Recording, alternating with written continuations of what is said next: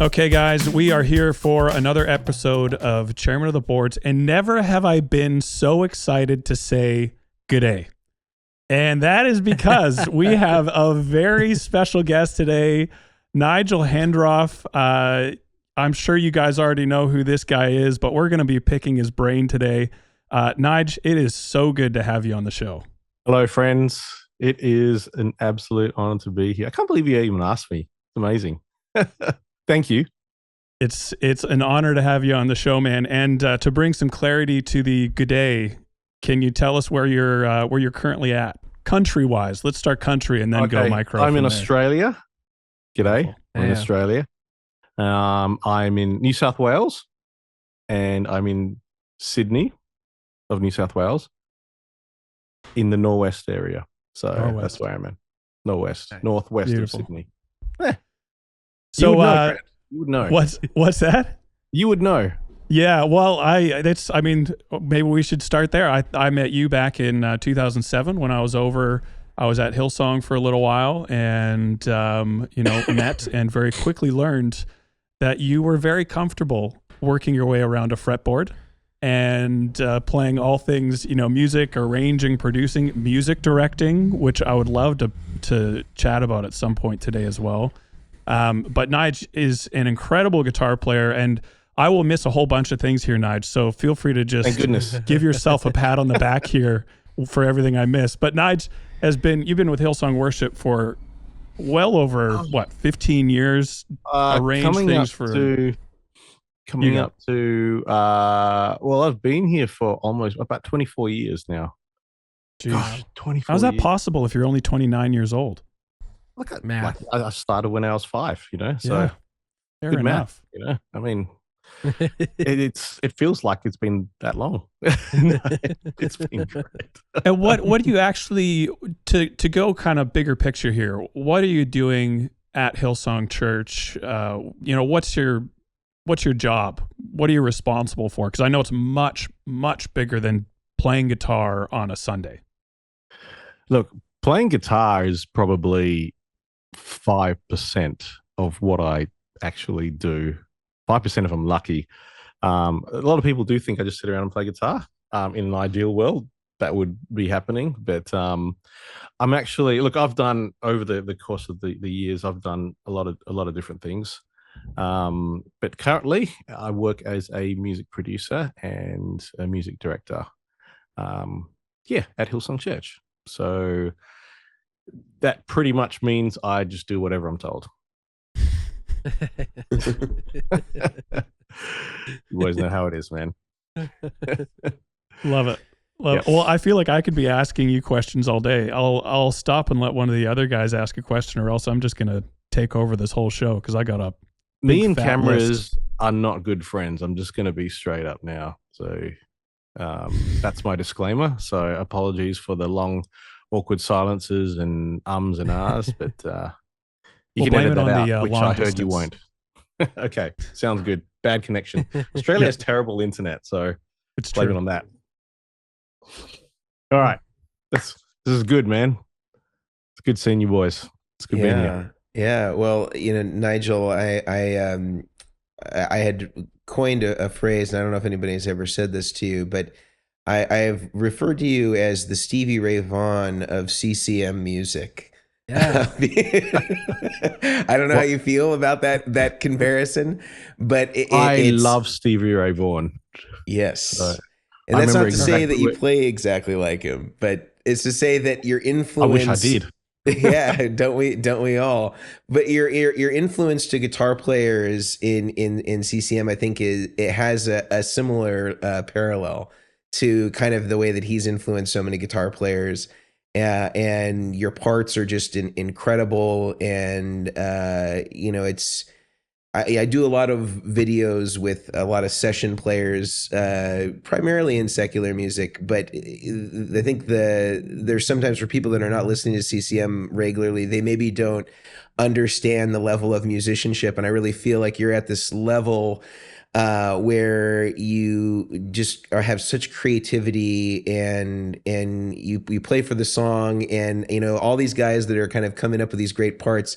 I often compare you to like Olympic athletes. You kind of have like this short window where all the practice that you've done the entire amount of your life has come down to what you can come up with in this 30-second hook or whatever it is, or even less than that. And so firstly, I just want to appreciate you for your guitar playing and everything that you do. Yeah. And just thank you for being here. But the question that I have is about your actual signature guitar. I've actually been looking for adding a Gretsch to my collection that is pretty much just Strats. But I'm wondering, what was the process like of you sort of developing this guitar? Like, obviously you're familiar with Gretches, you're familiar with penguins, and not the animal, but the guitars.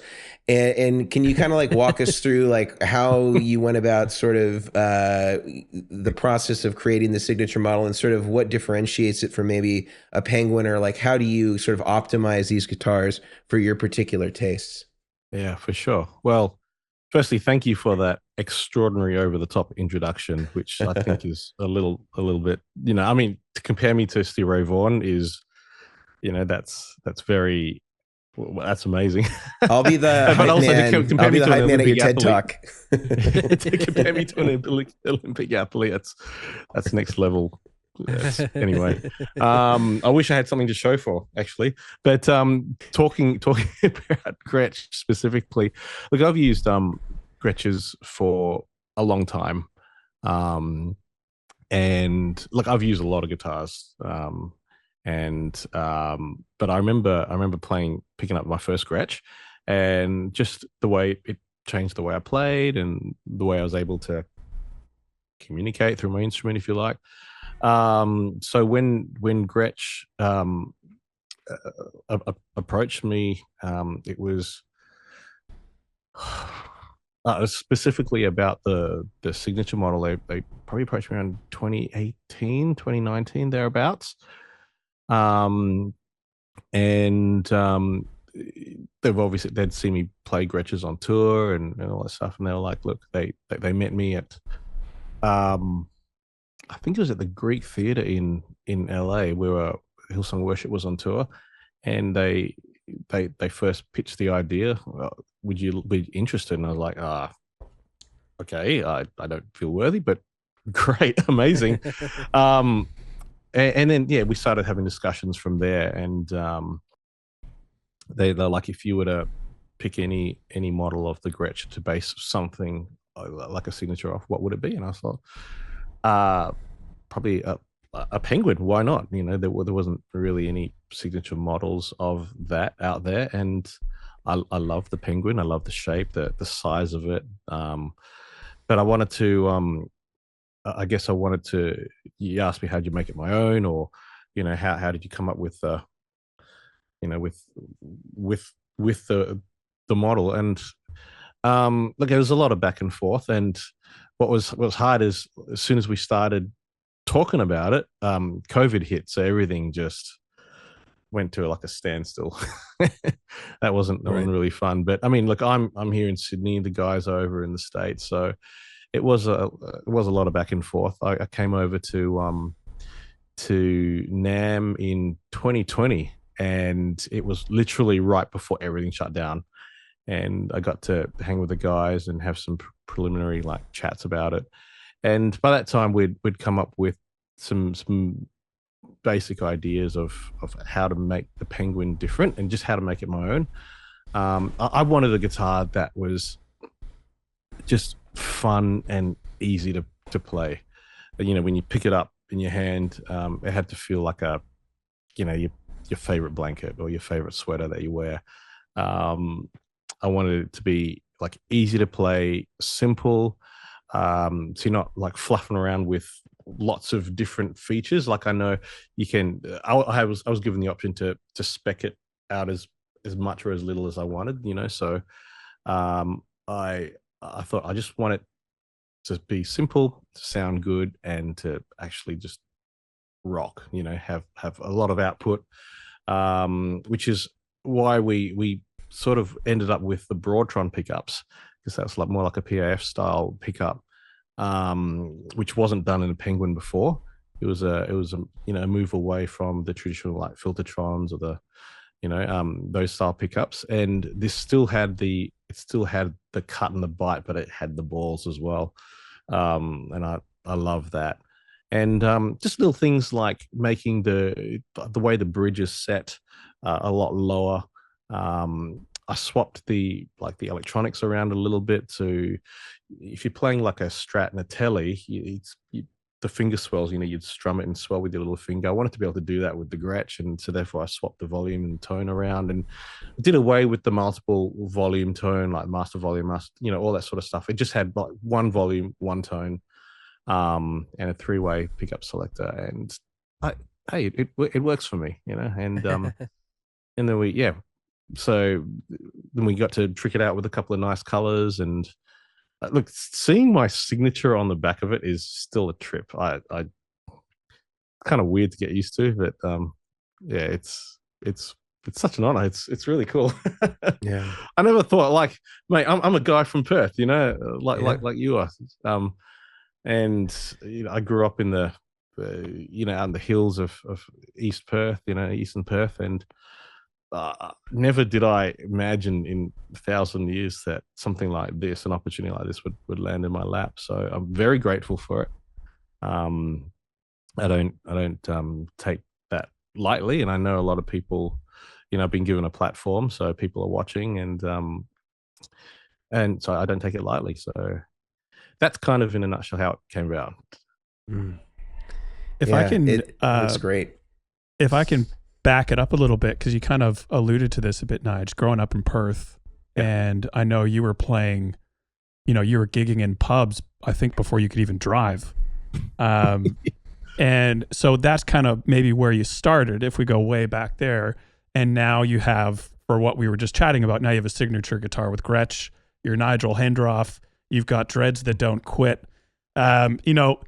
What if someone's listening, let's say we have a 16-year-old kid listening to the podcast right now, and the dream is to be able to make their career as a musician, as a guitar player, whether that be on staff at a church or touring or both, whatever it may be. But the goal is to move forward with music as the focus. Can you look back now with the gift of hindsight? Can you look back to when you were a 14-year-old kid gigging at pubs and be like, I think, that thing that I did, maybe it was, every day I got home from school, I was practicing for an hour, or always learning various styles of music that weren't related, like whatever it might be. Can you point back and be like, that was a serious leg up that really helped on my career path to where you are now? Yeah, wow. Such a big question, mate. That's what I'm here for. You're here for the big questions, right? All right. Well, I'll try to give you a big answer then. No, look, for me, I remember the moment, like I was we were out camping with my family. Like my dad is one of 14 brothers and sisters, so we come from a big family. And I remember we were out at this bush camp, and I would watch my uncle sit around the campfire, like, drinking whiskey and singing like Elvis tunes and all that, and he'll be there with this nylon string guitar playing these, 4-chord wonders. And I'm like, can you show me? And he's like, look, I can show you a few chords. And he, showed me like the D, A, G, all that basic chords. And I pretty much took it from there. And I fell in love with the instrument. And I remember, like, through every opportunity I've had, it had to be like, it had to be fun, I had to love what I was a part of.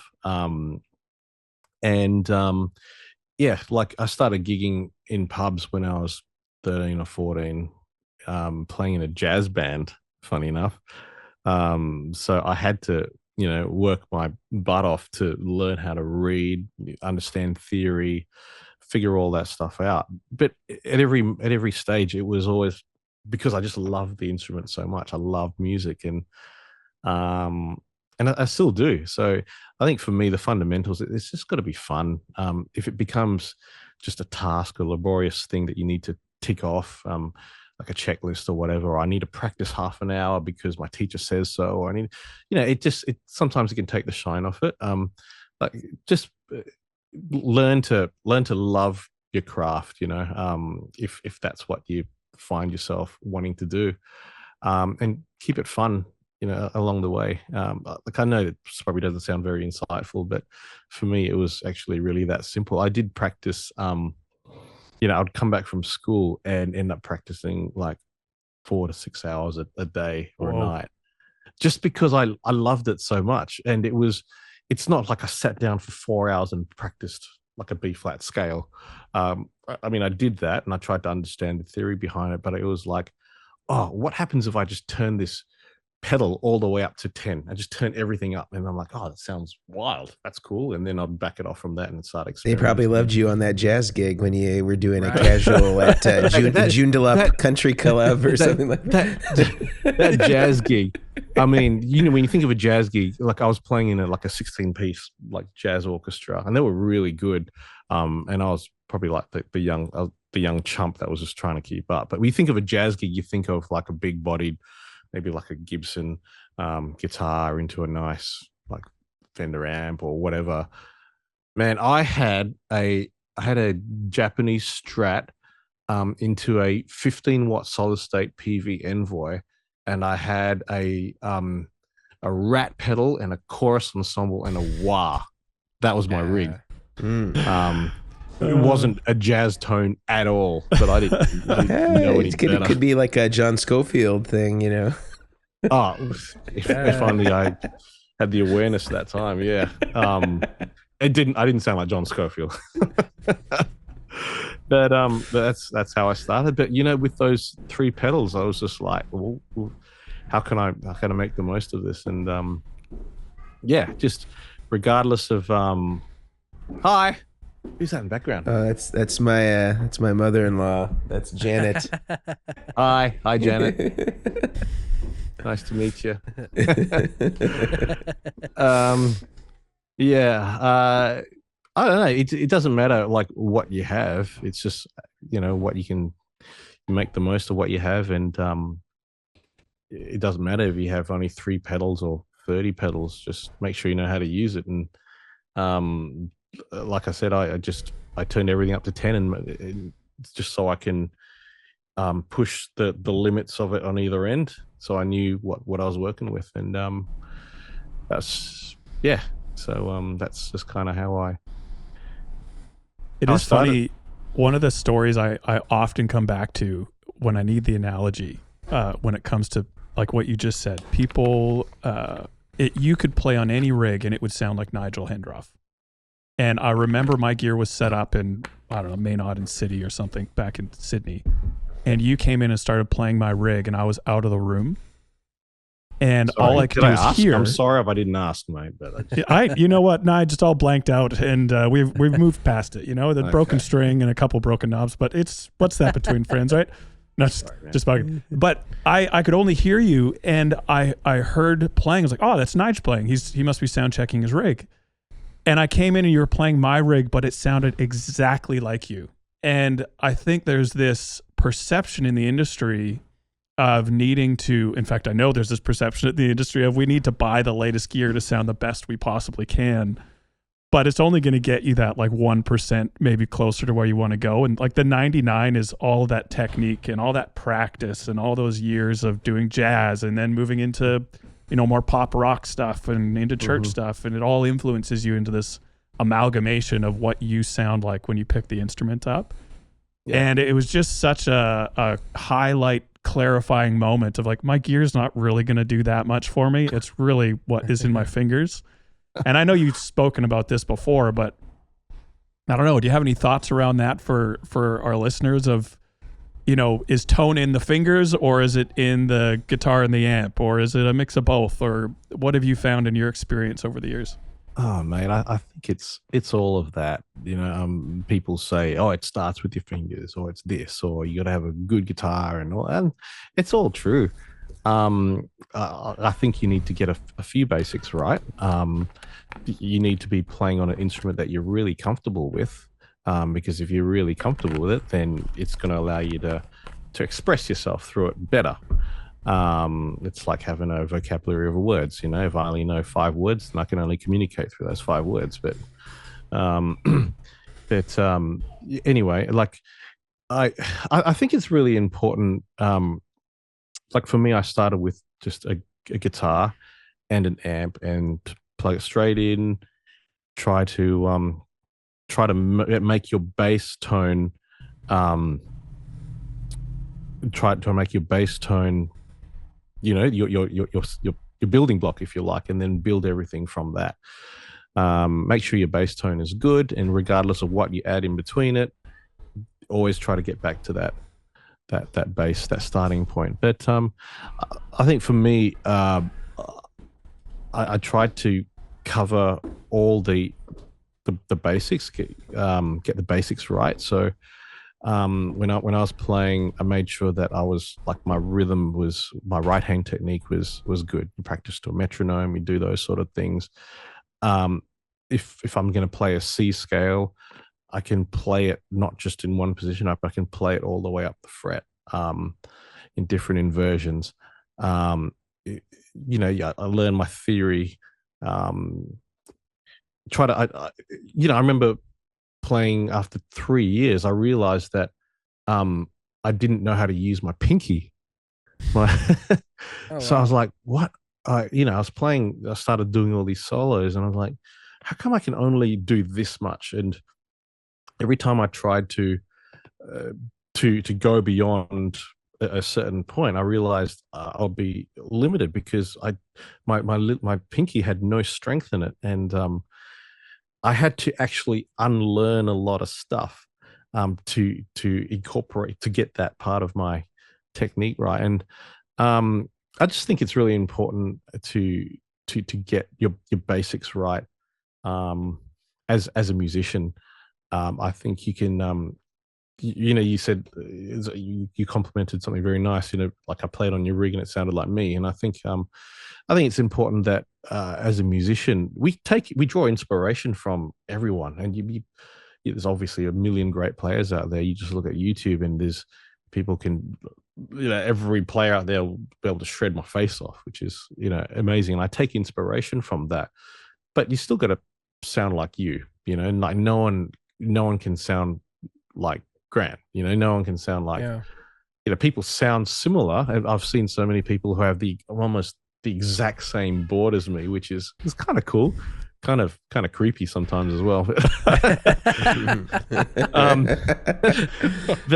And I'm like, well, if you take inspiration from that, that's great. But then make sure like you know what every pedal can do and how it works together, and know how to make, how to sound like you.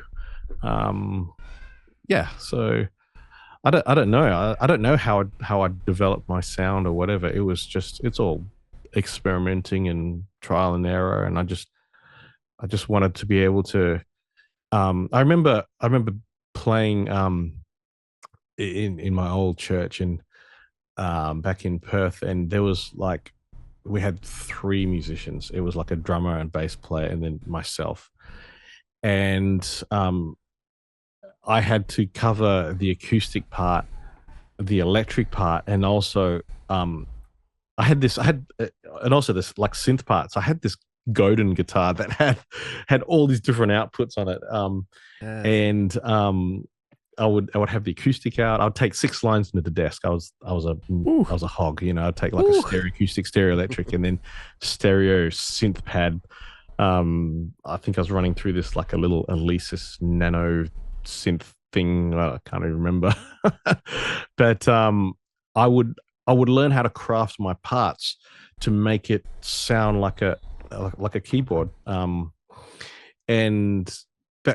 that changed like my approach to guitar almost. So I would play like your traditional pentatonics and all that. But then I noticed when I tried to do that, the synth part wouldn't work. So then I'd have to change my voicings to be able to cover both like the rhythm of an acoustic, but yet the pad sound of a keys, to fill the sonic space. And that like almost that changed the way I played. And that's why I love experimenting with ambient sounds and just trying to think like maybe like a keys player, or when you play in a band, it's really, I think it's, as a music director, as a music producer, you got to understand how music is put together. You got to understand how to communicate to other musicians. It's, if I want to go to a drummer and say, hey, just if I want him to build in a section, if I just say play more or play louder, I mean, that could be interpreted in so many different ways. But if I go to him and say, I want you to crash, like hit your snare and your crash on the 1 and go to an 8th build with your snare and your tom, bring your kick on the 2 and the 4, I mean, that's a lot more intuitive. And then so I think, when you work with a lot of musicians, you learn how to communicate.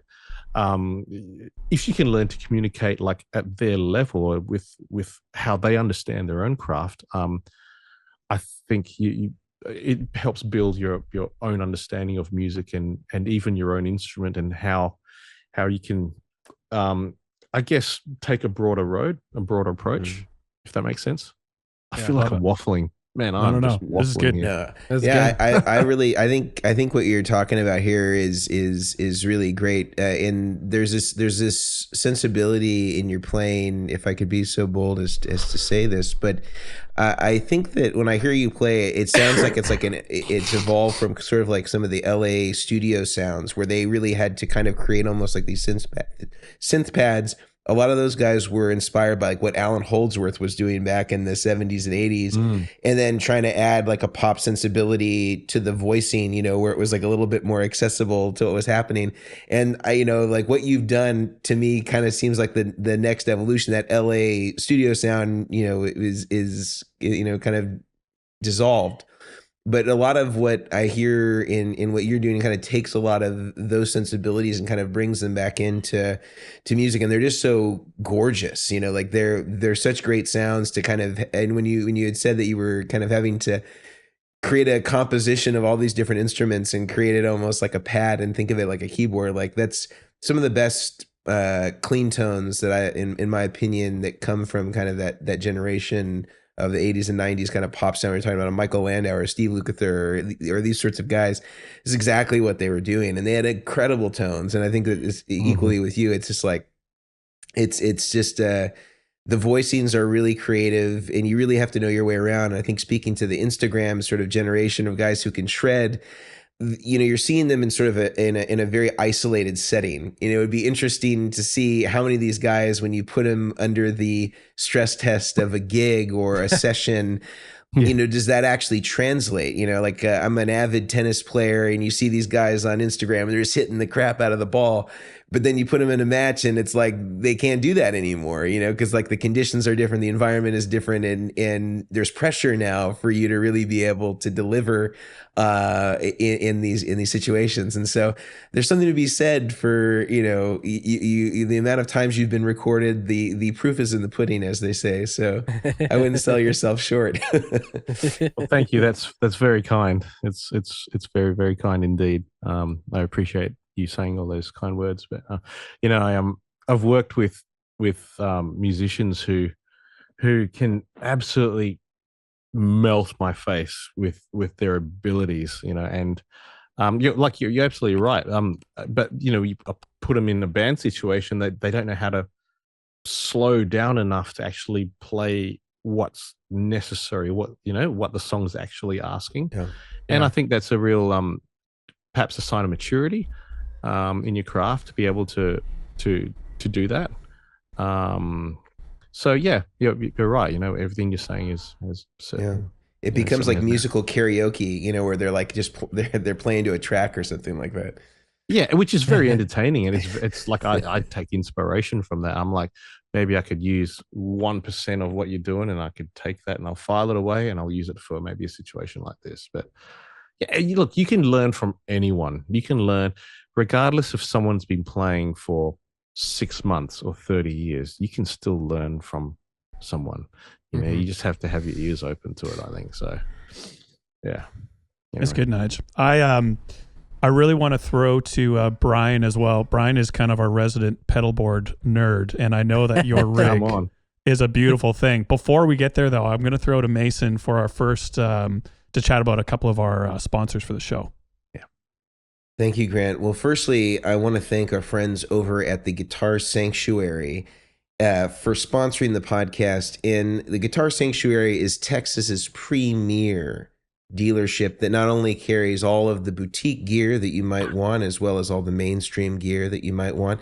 You can buy guitars, pedals, pedal boards, all the things that you might need, amplifiers. They have it all. Also, if you would like to get a pedal board built, they offer those services through our very own Brian Omilion at the Guitar Sanctuary. So that is also an option for those of you who are considering purchasing some of those things and also want to have them assembled at the same time. Head over to theguitarsanctuary.com if you're interested in learning more about their offerings and their services.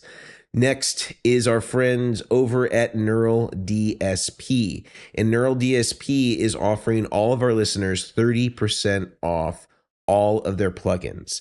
That includes everything that they have on their list of plugins except for new releases, and those will be eligible after 90 days. Get 30% off using the coupon code Chairmen, CHARMEN, over at neuraldsp.com. And lastly, our friends over at Sweetwater, and they have their program, the Gear Exchange, which is a wonderful opportunity for people to be able to sell and buy used gear and secondhand gear. This is a wonderful way, too, for you to save big money because they do not require any sort of seller's fee so long as you take your earnings and put them on a Sweetwater gift card. No more paying extra 12% to eBay or Reverb or any of these other sites. You can keep 100% of your earnings so long as you put them on a Sweetwater gift card. Head over to sweetwater.com/used and you'll be able to get buying, get selling. You can set up an account for free there. So thanks again to our friends at Sweetwater for sponsoring the show, and I will turn it back over to Grant.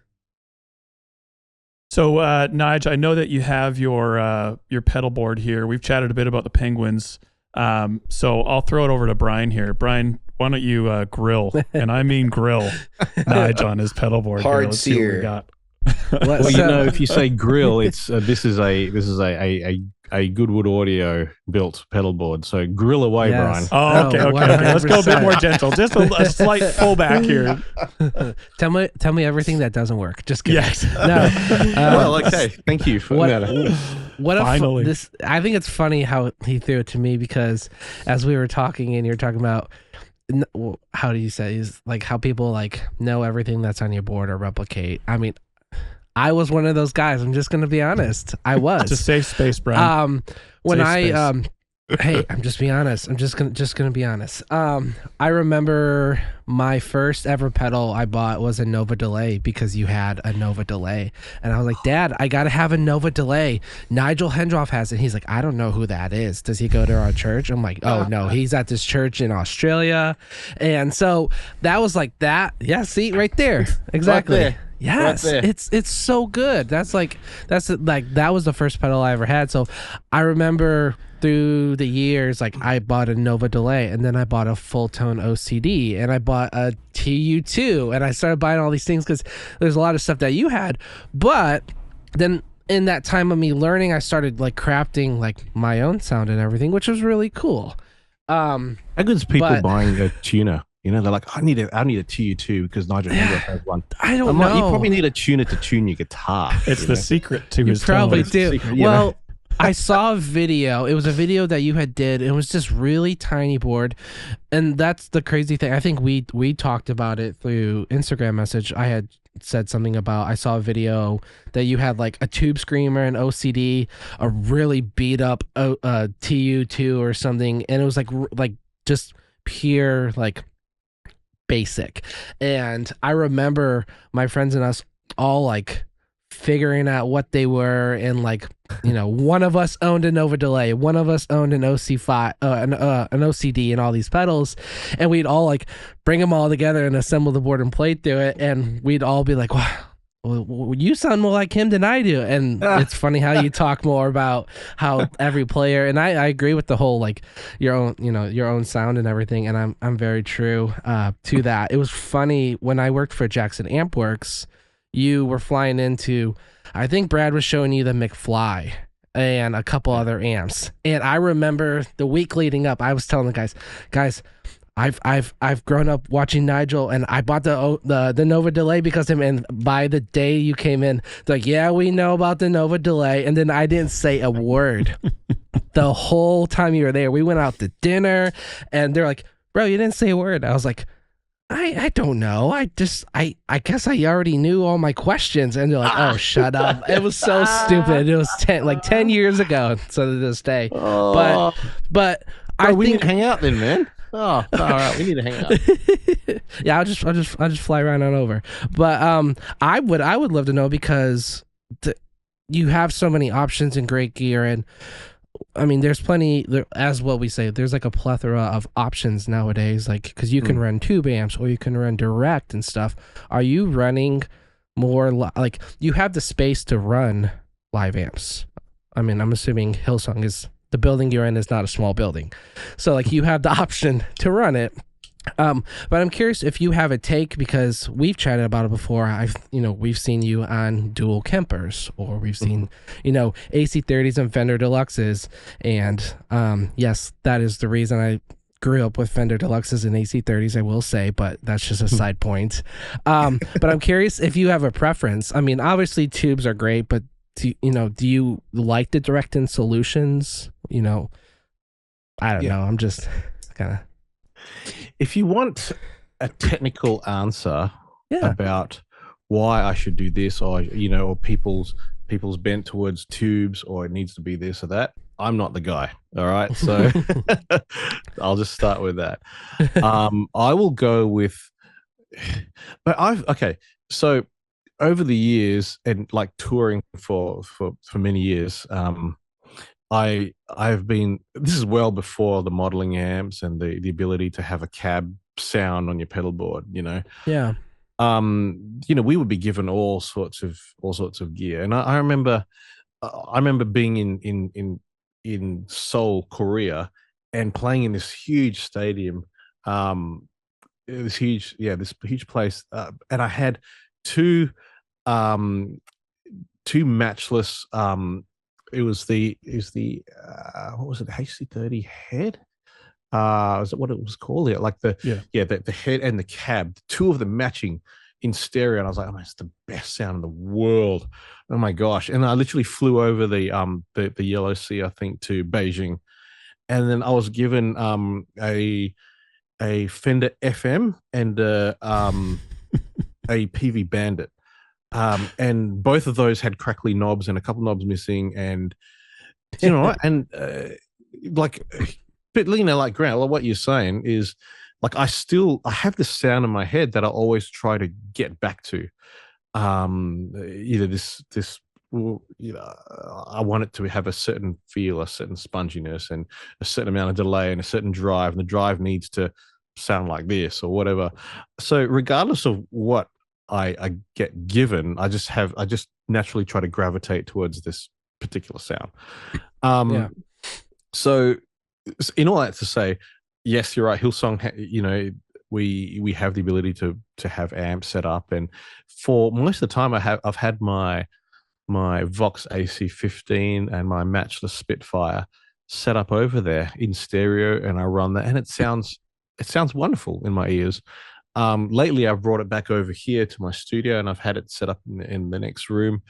But to be honest with you, the technology has come so far, and stuff sounds so good nowadays. I've been, I run, I've got the UAD, the Ruby, Ruby on one of my boards here. I've got the Simplifier on my main board, my big board. Nice. I was in Malaysia a few weeks ago, and I literally just took my board over and plugged XLR straight out into the system. And sure, it doesn't quite sound like a tube amp, but you know what? Like, I can make that work. Yeah. And I still can get enough of my sounds, the bass sounds that I have in my head. Yeah. And I can still create the delays, the verbs. I can make my drives respond accordingly. So I'm happy with that.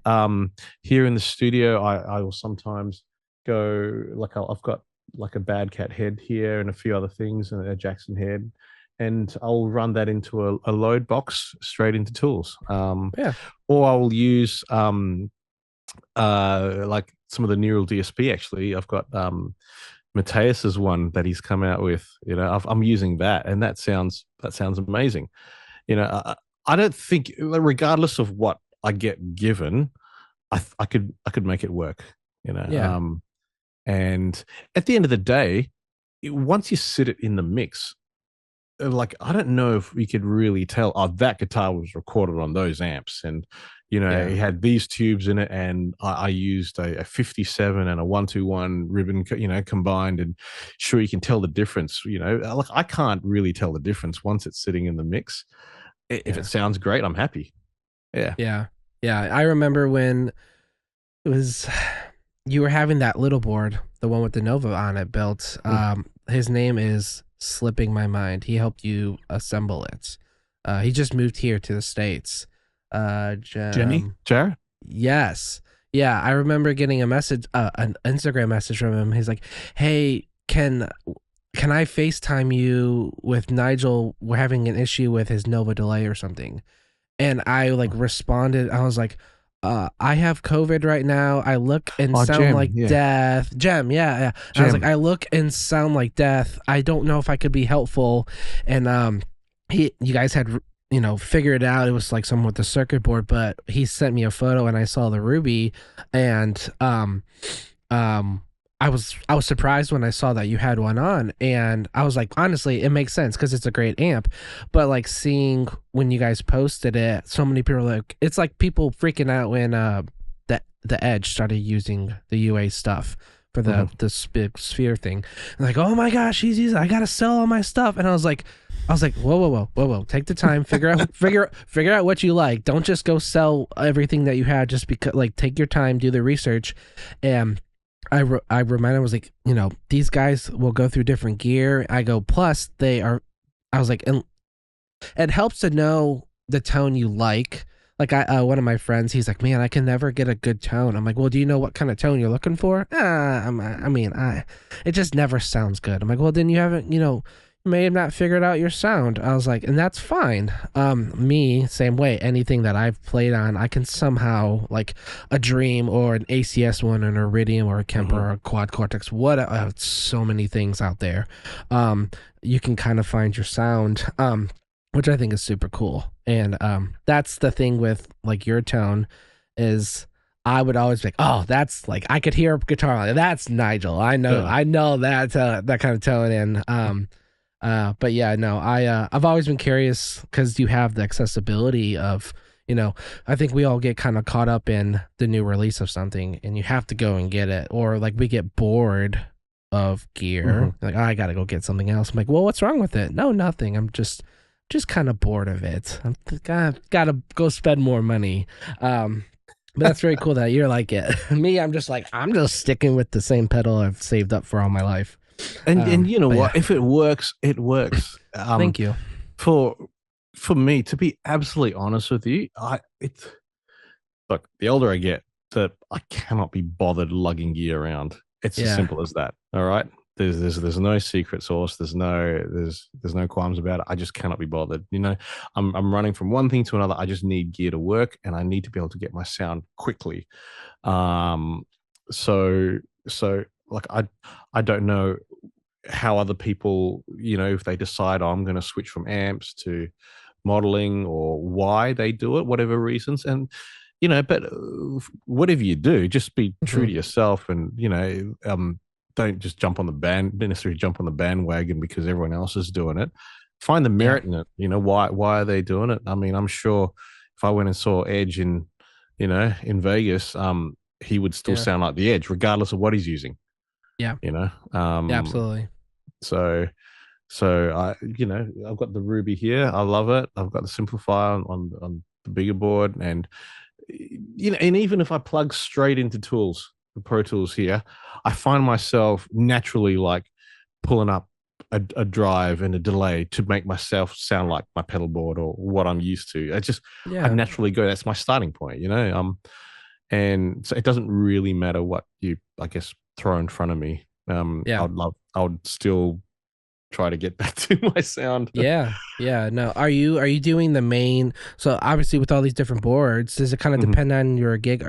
Because you have the really big one, the one that's perfectly made by Goodwood Audio, perfectly flawless. Nothing has popped off. It doesn't, nothing has been moved around in, the air travel that you just had, because, as we talked before this, baggage handlers are so notorious with handling our pedal boards like they are baby eggs. So, anyway, do you have not a favorite, I guess? I mean, it's easy to say, because you have different boards and stuff. Do you have one that you kind of lean towards too? I mean, I'm sure we can talk about it, or if Grant has any of these questions. So I apologize if if this is on your list, Grant. Do you have a favorite of boards? Like the big, you have the PBC 10, you have the smaller one with no switcher. Does it kind of just depend? I do know. Wow. I do know. we talked about the PBC 10. I asked you a couple questions about it, and you're like, "Yeah, I have a couple of them." And I was just like, I had said something about a PBC 10 because I do a lot of PBC 10 builds. And I see. I remember you made a your comment. Builds are awesome, by the way. Can I say? Thank you. They're phenomenal. I look at it. I'm like, it is like, it's mesmerizing watching how you put stuff together. And it's just, thank you. When you slowly pull a cable through and it becomes tight and it's the satisfaction in seeing it that. Really it's just, thank you. Wonderful. Well, anyway, I have to say thank you for saying that, because like I said, growing up, you're a huge inspiration. So I remember when I think you started following me on Instagram. I as a human being, I was like, I'm sure. Yeah. Well, I sent you a message, and you're like, I'm sorry, I haven't done it soon. I'm like, oh, you don't have. That's mate, no, whatever. Me and social media are just not good friends. All right. No, and that's I'm fine. Hopeless at it. You'd be lucky if I post once a month. I'm terrible. So it's fine. No, it's fine. I post way too much, but I remember I looked at my wife. And I was like, guess who's and she knows my musician stuff and growing up and stuff. But I remember when all that happened. I don't know how we got talking about that, but I think I had asked you about a RJM question, and you're like, honestly, and you're like, I'm just gonna be honest. Grant and the guys did such a great job and setup. I haven't messed with something, and I was like, I can't remember what it was, but it just reminded me of sometimes you're like, yeah, I programmed that so long ago. I haven't had to worry about that. Yeah, and you have the whole system and set with songs and everything. Do you have a preference between a switching system and your little board? I don't even know if that little board has. I don't think it has a switcher on it. The little board doesn't have a switcher. No, it is just straight through in series. And they're really simple. Look, you're exactly right. When it was set up, initially, I don't know, quite a few years ago now, maybe 6-7 years ago, pre-COVID for sure. Yeah, it's been a while, and it's gone strong, mate. I'm trying to find a reason why I need to change it, but I can't. I'm over there in January, man. Let's just do it then. Let's do it. Okay, done. Deal. Are you really over here in Jan? Yeah. Mate, I'm so happy. Grant, I'm gonna jump in your luggage bag. Yeah, you can come, Brian. Yeah, don't let the baggage handlers get him. Mate, Brian knows the code word. Yeah, they see a Goodwood pedalboard coming in, they're just like, oh yeah. Well, just put more fragile stickers on the suitcase that you're checking, and that they're extra careful. Yeah. Look, this board down here it hasn't changed too much. I might have pulled one or two pedals off here and there and thrown something on, but I still use the PBC 10. I like the way. I had this. I used to use rack setups and multiple switching things, and I thought I just wanted to be like the Edge, or wanted to be like Lukather, or and those guys had those big rigs, and I thought, let's just try that, and I just did it because I wanted to know if I could actually pull it off. And I did it, and then I was touring, and it was just a pain to travel, especially from Australia. I was like, let's get rid of it. So, but to be able to have that in a pedal board. The PBC 10, I think it's amazing, and for a few years I'd do the set list thing, and just bank up and then to the next song. But then I found myself, and with our style of music, it was just I would always be going back to, 1, 2, maybe 3 drives. My preamp section, like my compression and my tone shaping, pedals would always be on. So I sat them out of the rig, out of the loop, I should say. And then so I was just like finding myself, well, I just used a combination of 2 or 3 drives, some delays, and maybe a couple of reverbs. And then every now and then I'll throw on a chorus or a vibrato, and then that's me. I'm like, Yeah. So I found myself with the PVC using it like a manual type looper.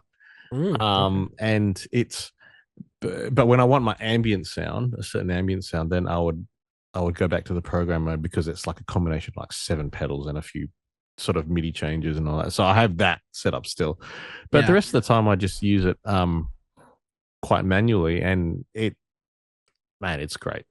It's great. Goodwood quality, it's Honestly. Oh, now you're being too kind to me. I don't know if this. See if I can get this camera to. Nigel, I have some questions for you about studio versus live playing I want to get to. But before I do, I'm going to throw to Brian for our last ad break to tell you, Nigel, and the people listening about some of these sponsors for the show. Yes, thank you. In the midst of us talking about all this wonderful gear, and, we got some great sponsors, and one of them is Mono Creators. So if you've listened, watched, or anything with the podcast, you know that we love mono. We have multiples, Grant, Mason, and I. I have a couple of them at my feet and everything right now, but monocreators.com uses the discount code Chairmen, CHAIRMEN, for 10% off gig bags, power supplies, pedalboards, pedalboard bags. Oh man, the list goes on. They got all bunch of different stuff. They have little boards, compact stuff that actually connects onto their dual gig bag cases and everything. So go check them out. Monocreators.com. We love them. Amazing quality. And you will not be disappointed. Another one is Bestronix. BTPA.com. Those guys. Brad and them, they have a discount code DACHAIRS, DACHAIRS, for 10% off. They have audio plugs, audio cabling, anything you can think of. I always say the 2.1 millimeter barrel plugs, or the right angle plugs that we use on all of our builds. We use that on all of our builds and stuff. They have them there. They're amazing. They are super quick shipping and everything. Brad and them, responds as quickly. I mean, I've sent him an email within a couple of minutes. He's responded. So they're simply the best. Bestronix. Go check them out. And our final, this company definitely, you definitely need them around to be able to play guitar. It's Stringjoy. So stringjoy.com it has the code BOARDS for 10% off. Go subscribe, get a subscription package for their strings, get a couple packs. If if you have multiple guitars, different gauges, different types, they can supply you with what you need, and you'll never be without a backup pack of strings when you break one. Anyway, back to you, Grant. Awesome.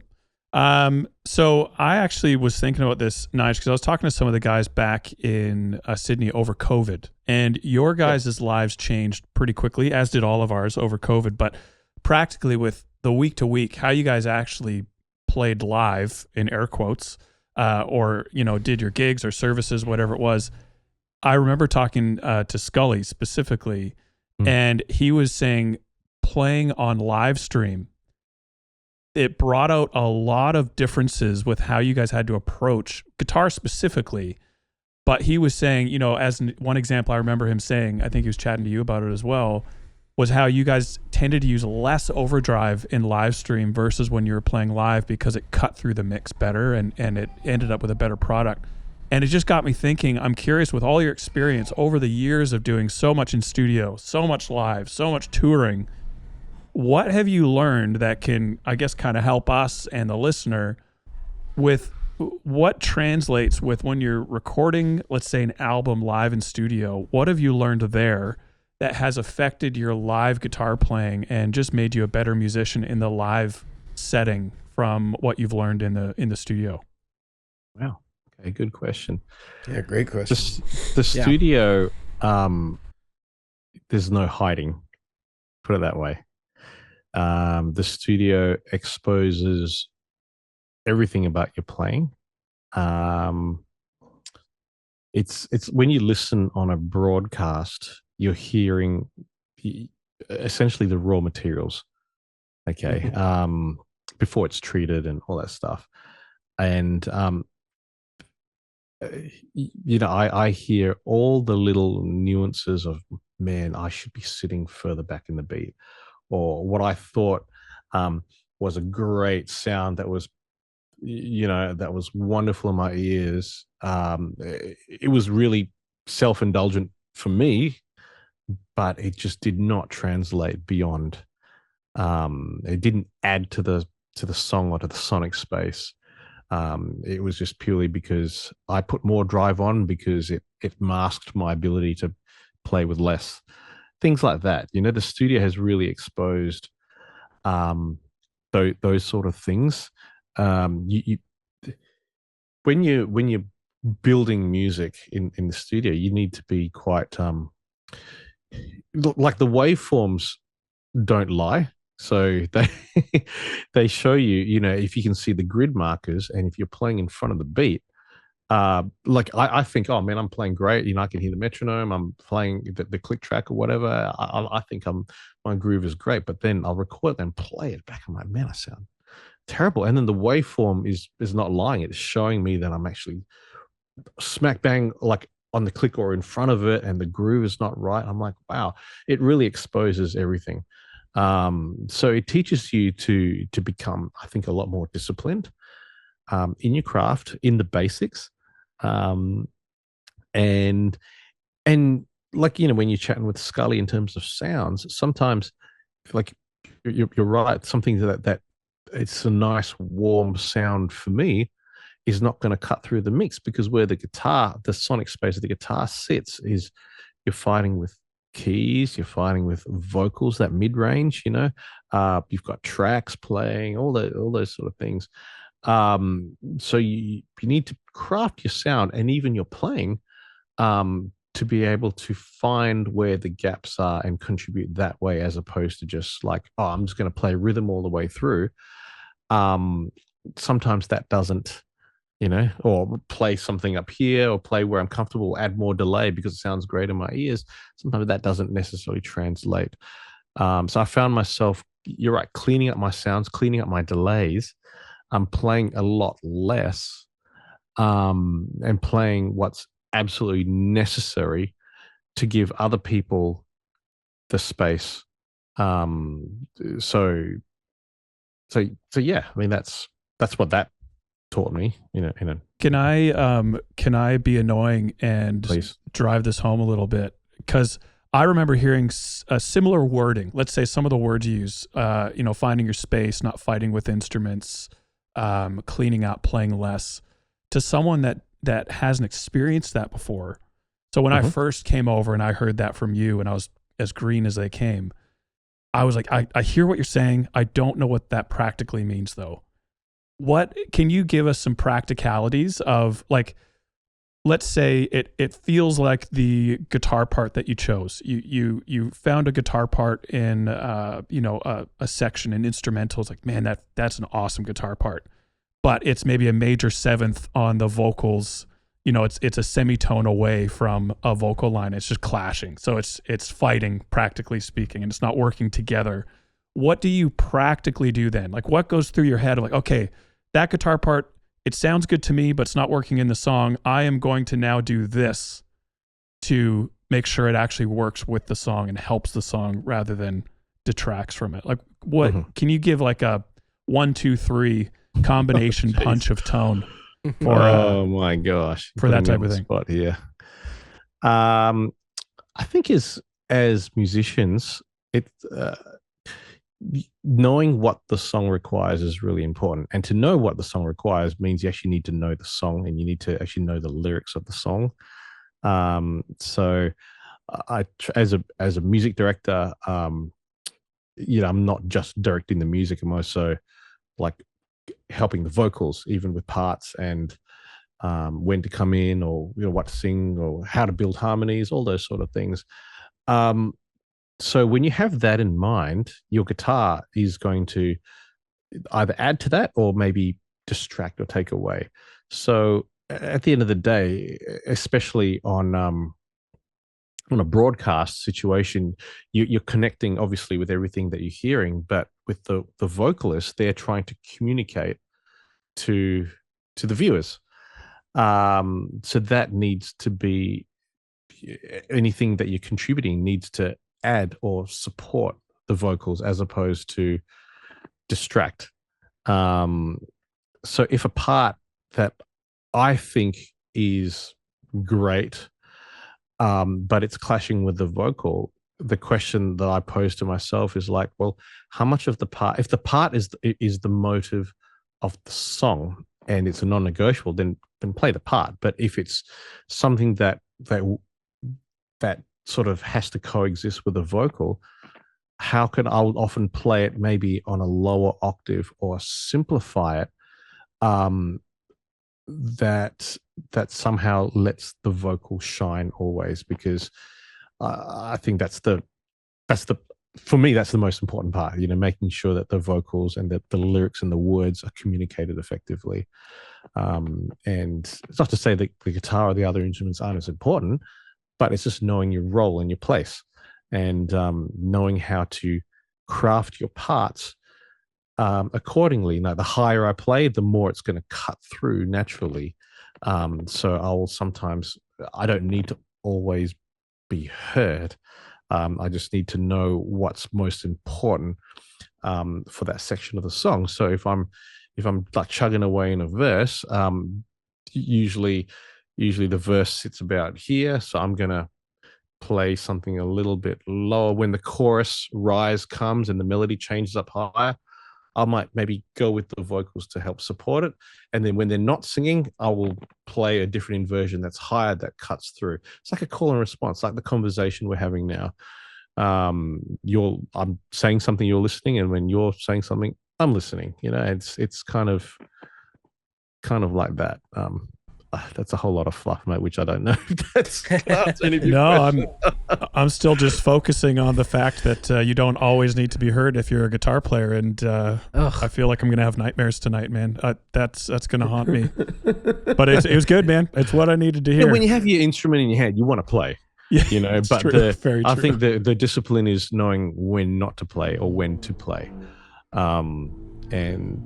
And I'm finding myself, especially in the land of like with church music, it's so produced nowadays, and we've gone down the road of tracks and this and that, and so many layers. You got to find the gaps, and I'm finding myself playing a whole lot less now. And actually, it's okay to just stand there a little bit, or just hit a strum and then be content with that, because that's what that part of the song needs.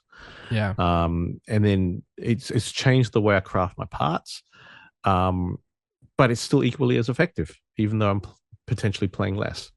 Because where I sit from my role as a music director or a music producer, I get to help craft all the parts, and it's not like a guitar show. It's a everyone contributes to make the song great. So I think it's important for any musician who's playing in a band to understand, like I said before, how to communicate to other instrumentalists, understand their role and their parts, and know when they're playing and when their parts are shining. That you either, if you don't know what to play their part, and play it at a lower octave, and you're like, oh man, that keys line is great, and I'll just support it, as opposed to playing something that's going to clash or detract from it. There's ways to still contribute.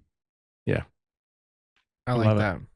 I remember, so I do like the MD stuff for our church. We're part of a church plant, and I'm also the only electric guitarist. And I remember when we had a younger, I think he was like 15. It's funny, I'm only 30, so I'm like, oh, these young people. I mean, a 15, 16-year-old. He was like, hey man, I want to get on the team. I want to do all these things. And he would play, and he would play the whole time. Like there was never a downtime when he wasn't playing. And I remember our worship pastor was like, "Can you teach them?" And I'm like, I can't teach it. I mean, I'm not at that kind of role to teach them that, like, teach what I'm doing. I'm still learning. And the one thing I've only ever really been able to give for input is exactly what you say, knowing when to and to not play, which I think is a very key thing. Because there are definitely those times where, like, you're like, oh, I should totally add this. And you're like, no, you don't. You don't need to add that. Just let it breathe. Let there be a little bit of room. Because in that 25 minutes that you've been practicing all week up ahead, you want to play on that board that you've spent all your time and stuff. But sometimes it's just nice, to let things breathe. So I do like that you said that about knowing when and when not to play. I think that's really cool.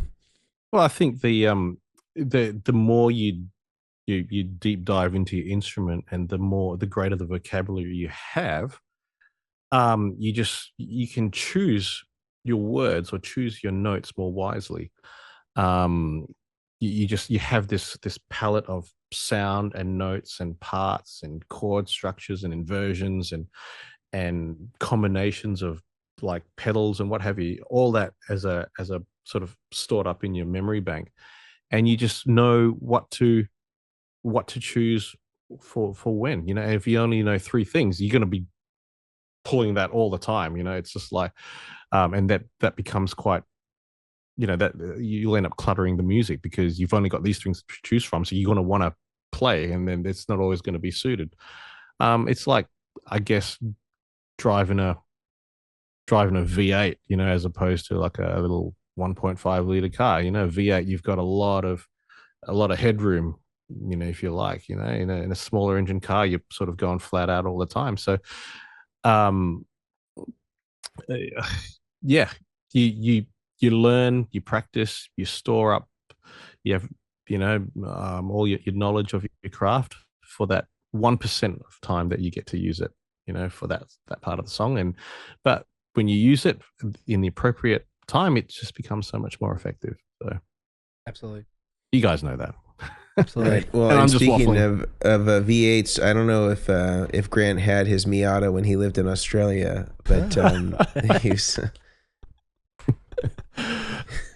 no Miatas over here. We have a joke on the show, Nige, that we're all on the way to Tone Town in our Mazda Miata, and how that came about, any one of us may know. I have no idea, but I just want to clarify once and for all: I do not literally drive a Miata. Everybody, please.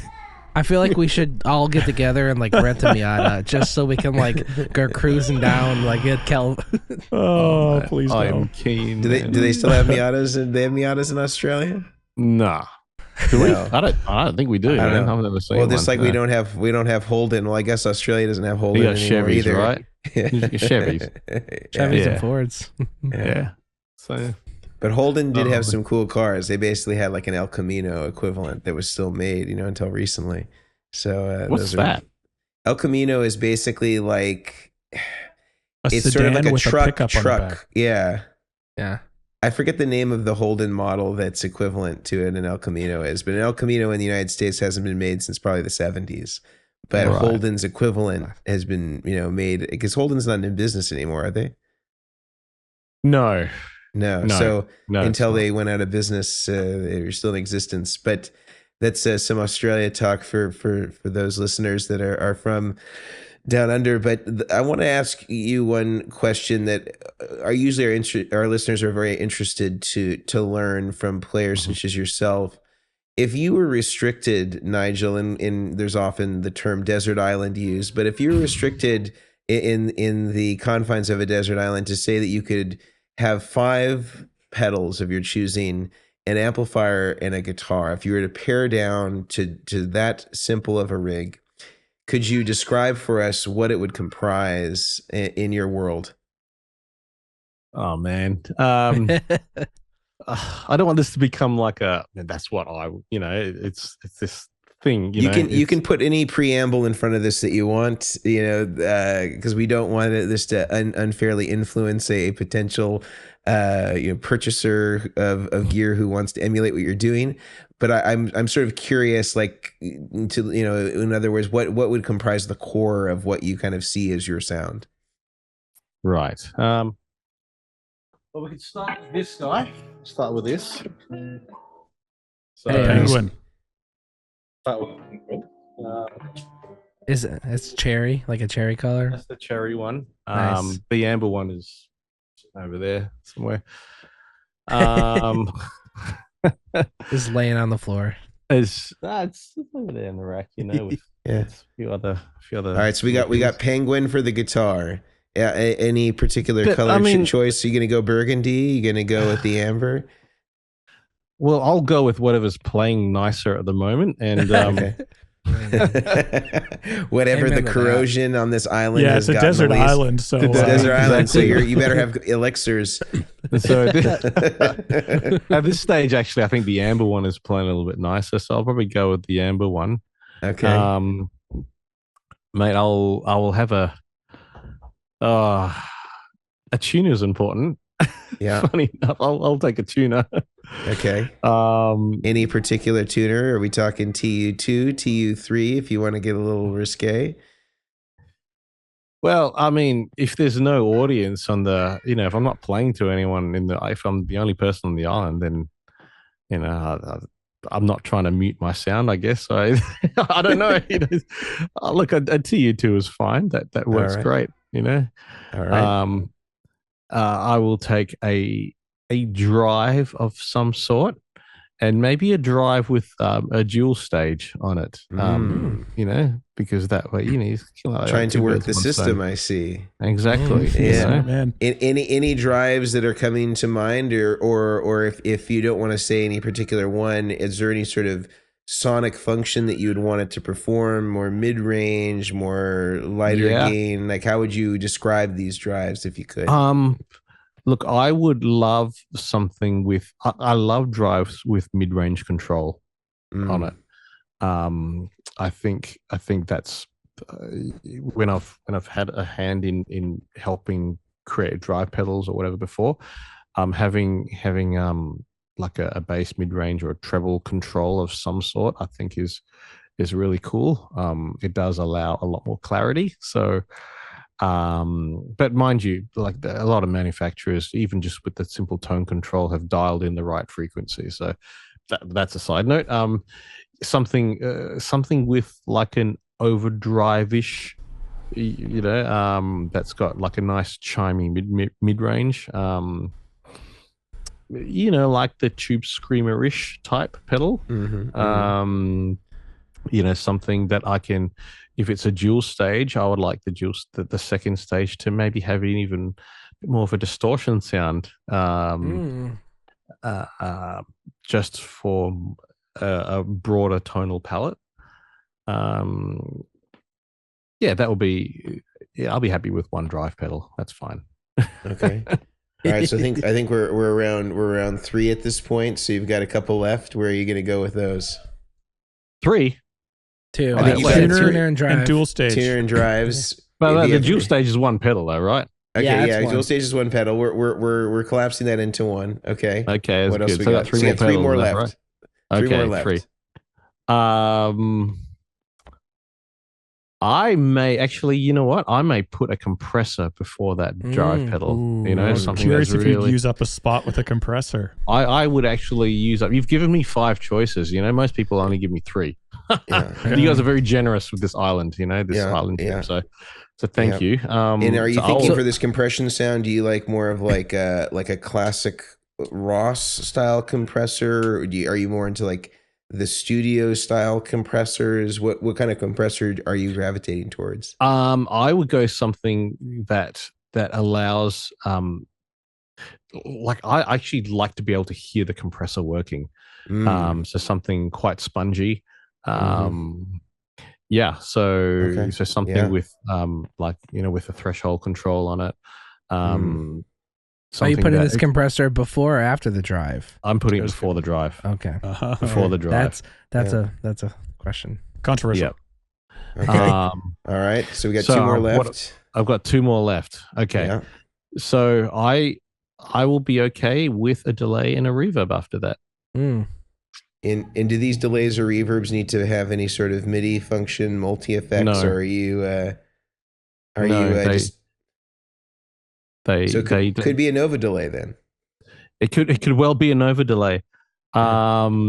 The delays and the reverbs that I have on my board with all the MIDI functions, I use like 2 sounds out of them, 2 or 3 sounds. And so is it like mostly like plate, or like could you describe like the core sounds that might be found on your delay and your reverb? Yeah. The core sounds that you find on my, we'll talk reverb. I have, it's pretty much a short, medium, and long type setup on that. So of a room sound or a plate? Yeah, like a room sound. I like the room sounds. I mean, plate sounds great as well, but I like the reverbs to have a bit of texture to them. So I'll always add like a modulation in the reverb, because I just like I like to mess up sounds a little bit, so it's not too clean. So yeah, I like to have a bit of like a granular type, grit to it, and that's the same with the delays. Again, it's usually just a quarter note or a dotted eighth. In an analog or digital reverb or digital delay sound, or do you have like a specific setting? Or I don't type mind of delay? if it's a digital delay. I'll find myself rolling off the tone control to make it analog sound. But again, it just depends. We're on an island here, and it depends on the acoustics. It's an untreated island, Nige. No treatment. Untreated. Yeah. Okay. Well, then maybe a slightly brighter delay, but but naturally, I'll tend to go for more darker sounds. So yeah, but again, with the delays, I want the modulation on the repeats, and I like it to be able. I like to drive the repeats, so it's a bit gritty as well. Those would be my pedals. And is the board flat or angled, Nige?